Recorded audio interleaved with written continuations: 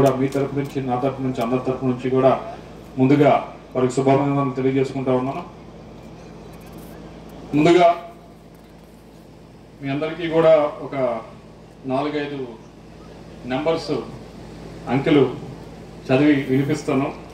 ఒకటి 5,000 మెట్రిక్ టన్నులు, 16,000 మెట్రిక్ టన్నులు, 3,500 మెట్రిక్ టన్నులు, 35,000 మెట్రిక్ టన్నులు.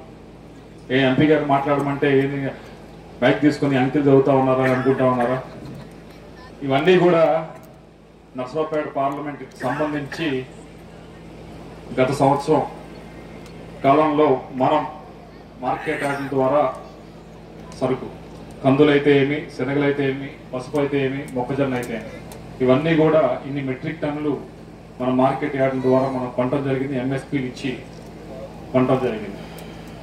ఇందాకే చెప్తా ఉన్నారు రాంబాబు గారు కూడా, ఎప్పుడూ లేని విధంగా ఫస్ట్ ఎక్కడో మంగళగిరి వెళ్ళి అమ్మవలసి వచ్చేది. అలా కాదు, ఇక్కడ పెడితే దగ్గరగా ఉంటుంది రైతులకి.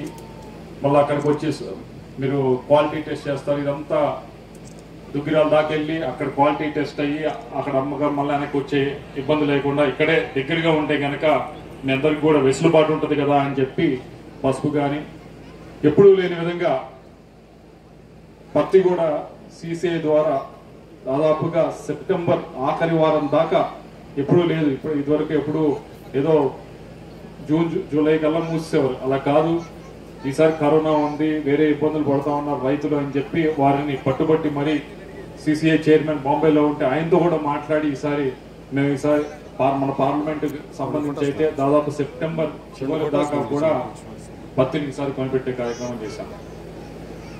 ఇవన్నీ కూడా మనం రైతులకి ఏదో విధంగా ఈ మార్కెట్ యార్డుల ద్వారా లేకపోతే ఈ మార్కెటింగ్ లో ఉన్న వారి ద్వారా అయినా ఏదో ఒక విధంగా వాళ్ళకి ఉపయోగపడాలి, వారికి మంచి చేయాలనే ఉద్దేశంతో చేసింది. అయితే ఇందాక డాక్టర్ మాణిక్య ప్రసాద్ గారు ఒక మాట చెప్తా ఉన్నారు. ఆయన ఒక ఇంపార్టెంట్ టాపిక్ ఒకటి ఎత్తారు. ఏంటంటే అది కొత్తగా వచ్చిన మార్కెటింగ్ బిల్స్, మార్కెటింగ్ బిల్స్ కాదు, ఫార్మర్ బిల్స్. 3 బిల్స్ వచ్చినాయి. మొన్న సెంట్రల్ గవర్నమెంట్ పాస్ చేసింది.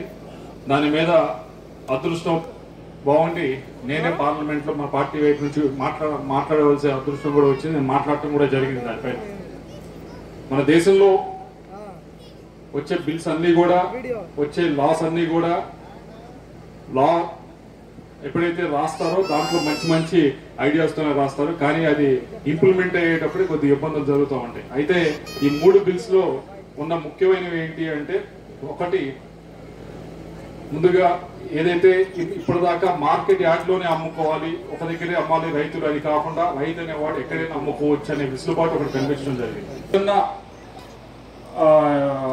మీరు పండించే పంటలు కొన్నిటిని నిత్యావసర సరుకులు, ఎసెన్షియల్ కమోడిటీస్ అని చెప్పి వాటిలో వచ్చినప్పుడు ఇది ఎసెన్షియల్ కమోడిటీస్ అని చెప్పి తగ్గించడం జరుగుతుంది. కాబట్టి రైతు చాలాసార్లు ఇబ్బంది పడుతూ ఉంటారు. మార్కెట్ రేట్ అమ్మకుండా, మార్కెట్ లో ఉన్న రేట్ అమ్మకుండా ఎసెన్షియల్ కమోడిటీస్ కింద పెట్టి తగ్గిస్తారు. ఈ 2 కూడా ఉండకూడదనే ఉద్దేశంతో మొన్న తీసుకొచ్చిన బిల్స్ అవి 2 కూడా.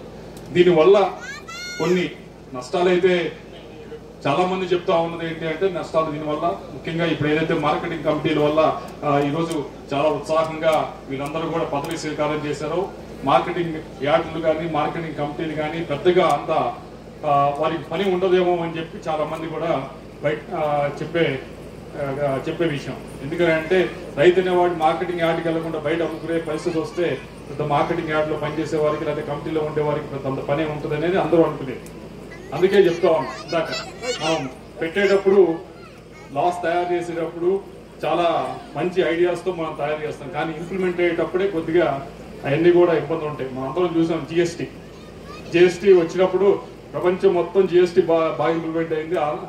భారతదేశం కూడా జిఎస్టీ ఇంప్లిమెంట్ చేయాలని చెప్పి ఆ రోజు ఇంప్లిమెంట్ చేయడం జరిగింది. అయితే నిజంగా కిందకు వచ్చినప్పుడు మనకి జరిగిన ఇబ్బందులు కానీ దాన్ని ఎన్నిసార్లు మార్చారో మనం అందరం కూడా చూడటం జరిగింది. అలానే ఇప్పుడు ఏదైతే అగ్రికల్చర్ బిల్స్ అన్ని వచ్చినాయో వాటిని కింద దాకా వచ్చి కింద ఇంప్లిమెంట్ అయ్యి రైతులందరికీ కూడా ఏదైతే దాంట్లో అనుకున్నారో అవన్నీ కూడా అవ్వాలంటే కొన్ని సంవత్సరాలు పడుతుంది. ఈ సమయంలో ముఖ్యంగా ఎక్కువ పని ఉండేది ఈ మార్కెట్ యార్డ్లో పనిచేసే వారికి, ఈ కమిటీ సభ్యులకే ఈ సమయంలో చాలా ఎక్కువగా పని ఉంటుంది. కాబట్టి వారికి ఇప్పుడు ఏదైతే ఇప్పటిదాకా గవర్నమెంట్ కొంటుంది లేకపోతే వేరే ఉంటుంది. ఇప్పుడు అది అది గవర్నమెంట్ కొంటం అనేది ఎంఎస్పి ద్వారా కొంటుంది. అది కాకుండా రైతు అక్కడ రాకుండా బయట అమ్ముకోవడం మొదలు పెట్టారు అంటే చాలా ఎక్స్ప్లాయిటేషన్, చాలా విధాలుగా మోసపోయే పరిస్థితి రావచ్చు. కాబట్టి ఆ సమయంలోనే మార్కెటింగ్ యార్డ్లు కానీ మార్కెటింగ్ కమిటీ సభ్యులు కానీ మీరు కొద్దిగా చేయవలసిన పని అప్పుడే ఉంటుంది. ఎందుకంటే ఇప్పుడు ఆంధ్ర రాష్ట్రంలో చూశారు ఏ విధంగా అయితే జగన్మోహన్ రెడ్డి గారు మినిమం సపోర్ట్ ప్రైస్ కోసం 3,000 కోట్ల దాకా పెట్టి ఇప్పుడు సరైన సమయంలో రైతులకి మంచి రేటు ఇవ్వాలి, వారందరికీ కూడా మోసపోకుండా ఉండాలనే ఉద్దేశంతో వెళ్తా ఉన్నాం. దాన్ని ఇంకా ముందు కూడా కొనసాగించే పరిస్థితి ఉంటుంది. ఉండటమే కాకుండా ఈ 3,000 కోట్లని కూడా రానున్న సంవత్సరాలు ఏ ప్రభుత్వం వచ్చినా కానీ దీన్ని పెంచేదే ఉంటుంది కానీ తగ్గించేది ఉండదు. ఈ పెంచిన ప్రతి రూపాయిని కూడా దాదాపుగా అన్ని కూడా మార్కెటింగ్ యార్డుల ద్వారానే అక్కడే కొనుగోలు చేసే పరిస్థితి ఉంటుంది. కాబట్టి మీరు ఇక్కడ కొత్తగా ఏర్పాటు అవుతున్న రాజపాలెంలో ఏర్పడుతున్న మార్కెట్ యార్డ్ అయితే కానీ ఉన్న మార్కెట్ యార్డ్ అయితే కానీ మీరందరూ కూడా పని ఎక్కువ అవుతుంది. కానీ ఈ అగ్రికల్చర్ బిల్స్ ద్వారా నాకు తెలిసి అయితే పని తక్కువ అవుతుంది. మీరు ఇక్కడ కావాల్సిన వసతులన్నీ కూడా మీరు ఏదైతే ఇందాక రాంబాబు గారు చెప్తున్నారో కోల్డ్ స్టోరేజ్లు ఇవన్నీ కూడా తొందరగా ఆయన మా వెంటబడి మీరందరూ కూడా తొందరగా వాటిని రూపకల్పన చేసే విధంగా ఇక్కడికి వచ్చే విధంగా మీరందరూ కూడా ప్రయత్నించాలని చెప్పి మరొకసారి మా అందరి వైపు నుంచి కూడా మీరందరికీ బాగా ఈ కొత్తగా తీసుకున్న పదవుల్లో మీరందరూ కూడా మంచిగా రాణించాలని చెప్పి కోరుకుంటూ మరొకసారి నాకు అవకాశం ప్రసాదించిన ప్రతి ఒక్కరికి కూడా ధన్యవాదాలు సెలవు తీసుకుంటా ఉన్నాను.